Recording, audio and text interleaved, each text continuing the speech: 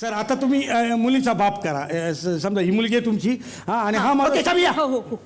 समिया. वा मस्त करता सर तुम्ही. सर तुम्ही ह्या मुलीचे बाप मी आहात. बाप. आणि हे माझे वडील आहेत, श्रीमंत वडील आहेत.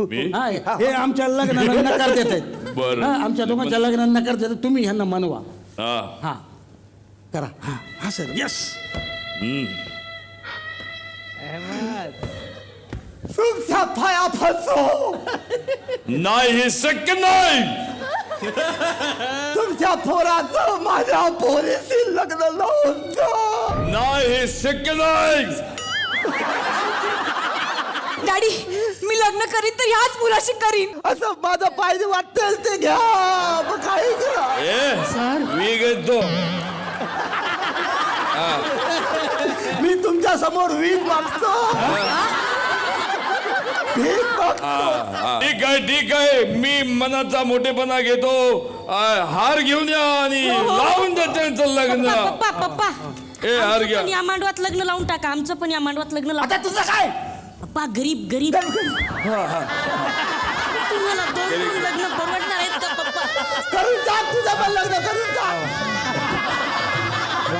वा वा वा वा वा वा वा वा. कटीत कटीत कटीत. वा वा वा वा. दिस इज ऍक्टिंग.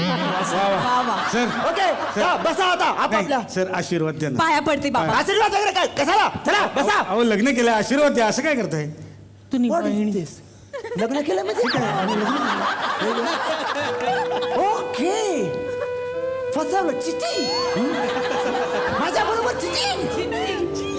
ओके प्रूफ कुठे आहे. तुमचं लग्न झालं तर प्रूफ कुठे आहे. हे काय आहे सर. हे रेकॉर्डिंग चालू होती डायरेक्ट फेसबुक लाईव्ह.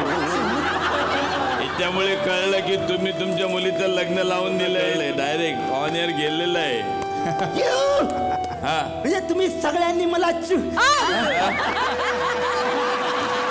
ठरवलं. चतुर तुम्हाला सांगितलं का.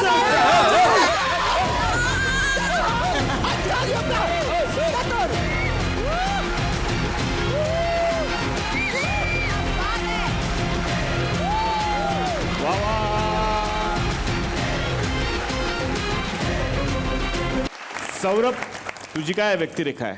त्यातलं सम्या हे कॅरेक्टर मी करतोय. एका घरातला अत्यंत साधा भोळा सज्जन मुलगा आणि तितकाच टार्गेट बाब्या आहे. असे त्या दोन धमाल मित्रांची ही धमाल गोष्ट आहे. आणि मैत्रीचा जो मेन फॅक्टर असतो एकमेकाला समजून घेणं आणि अवघड सिच्युएशन्समध्ये एकमेकाला मदत केलं तर त्या मैत्रीला खरा अर्थ असतो. हेही कुठेतरी एक अंडरलाईन होतं या फिल्ममध्ये. त्यामुळे नुसती धमाल मस्ती नाही आहे तर एक छान एक छोटासा एक सगळ्यांना भावणारा एक मेसेज पण आहे. आता मी येणार आहे हेमांगी कवीकडे. सर्व लाईन व्यस्त आहेत. हेमांगी तुझी काय भूमिका आहे. काय सांगशील या सिनेमाबद्दल. सर्व लाईन व्यस्त आहेत. या सिनेमामध्ये माझ्या भूमिकेचं नाव आहे प्रियांका आणि नावाप्रमाणेच ती खूप प्रेमळ आहे, गोड स्वभावाची आहे, निर्मळ प्रेम करणारी आहे, निस्वार्थीपणे प्रेम करणारी आहे, मैत्री प्रेम या सगळ्याला जागणारी आहे असं मी अजिबातच म्हणणार नाही. कारण याच्या प्रचंड विरुद्ध असं कॅरेक्टर आहे माझं. ज्यांना मला पुन्हा कॉमेडीमध्ये बघायची इच्छा आहे तर हे एक छान निमित्त आहे. तर मला असं वाटतं आता आम्ही आमचे प्रयत्न केलेत. आता मला वाटतं प्रेक्षकांनी ह्या सिनेमागृहात येऊन बघावा. वा वा. आता येणार आहे स्मिताकडे. स्मिता तुझी काय भूमिका आहे. यामध्ये मी अर्पिता नावाचं कॅरेक्टर प्ले करते आणि एक छान हॅपी गो लकी मुलगी आहे. ती एक जीवनाचा वेगळा दृष्टिकोन घेऊन जगणारी मुलगी आहे आणि ती तिच्या आजूबाजूच्या सगळ्या लोकांना कसं खुश राहिलं पाहिजे आणि कसं आपण कायम पॉझिटिव्हली आणि एनर्जेटिकली राहिलं पाहिजे असं एक आजूबाजूच्या लोकांना ती जे वागते त्यांनी ते धडे देत राहते. काहीशी स्मिता पण अशीच आहे. मी खूप जास्त पॉझिटिव्ह आहे माझ्या लाईफमध्ये. पल्लवी तुझी काय व्यक्तिरेखा आहे. या नाटकात मानसी गंभीर अति जास्त गंभीर आहे पण तिला पाहताना तुम्ही गंभीर राहत नाही. सो आम्ही मजा करतोय नाटकात आणि आम्ही सगळ्यांना सांगू की तुम्ही या आमचं नाटक पाहायला. जो प्रेक्षक नवा आहे हो. त्यांना नाटकापर्यंत आणणं खूप गरजेचं आहे. ते नक्की होईल तुमच्या नाटकामुळे असं मला आशा आहे, खात्री आहे. आणि आता आपण येणार आहोत पुन्हा एकदा नाटकाकडे. प्रदीप जोशी सरांकडे मला यायचंय. काय सांगाल या नाटकाविषयी आणि तुमच्या भूमिकेविषयी? आमच्या गंभीर फॅमिलीतला बाबा गंभीर मी आहे आणि ही एक धमाल उडवणारी गंभीर फॅमिली आहे. वा. गंभीर फॅमिलीतली सगळी गंमत, त्यांच्यातला इरसालपणा, अतरंगीपणा याचा उगम मीच आहे. वायसो गंभीरची ही सगळी वैशिष्ट्य आहेत, ती याच्यात गांभीर्य सोडून सगळं काय आहे. थँक्यू. तर मंडळी आता वेळ झाली आहे आपल्या होऊ दे व्हायरल या स्पर्धेकडे वळण्याची. कालच्या भागात आपण काही कलाकारांचे परफॉर्मन्सेस पाहिलेले आहेत. पाहूयात आजच्या भागातले परफॉर्मन्सेस. जोरदार टाळ्या. नमस्कार सगळ्यांचं खूप खूप स्वागत आजच्या चला हवा येऊ द्या होऊ दे व्हायरलच्या नव्या कोऱ्या भागात. हो.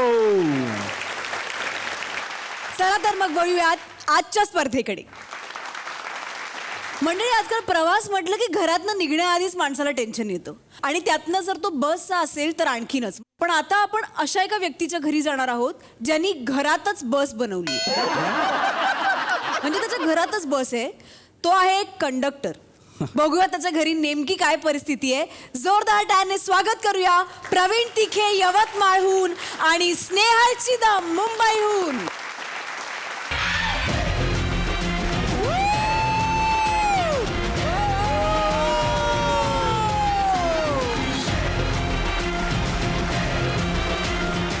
बाई बाई, सगळं काही मीच करायचं का? तशी काय माझी एकटीचीच पोरगी? तुम्हाला सांगते, एखाद्या गरीबाच्या घरी आहे ना दुःखी कष्टी म्हणून राहिले असते, पण ही यष्टी आहे ना जीवाला घोर लावून राहते बाई. अहो,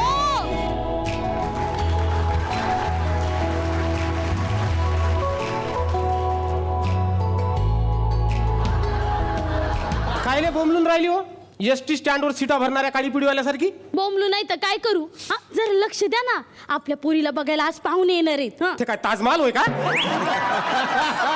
मी मरते आधी माझ्या कबरीवर बांधा ताजमहाल. तुझ्या कबरीवर ताजमहाल बांधाले. तू काय स्वतःला मुमताज समजून राहिली का? मुमताज शहाजहानची तिसरी पत्नी होती म्हटलं, हे लक्षात ठेव. त्या तिसरीच राहू द्या, एक आहे ना तिला नीट सांभाळा. केस पांढरे झालेत पण लग्नाच्या बाता काही संपत नाही त्यांच्या. केस पांढरे झाले म्हणून काय झालं हो? इन हातोनी हथियार छोडे मगर चलाना नाही भुले. एक लग्न काय 10 लग्न करून दाखवतो. 10 लग्न. त्या 10 लग्नांचं राहू द्या, पहिल्या लग्नात काही गोंधळ घातलेला सांगू का? काय झालं होतं?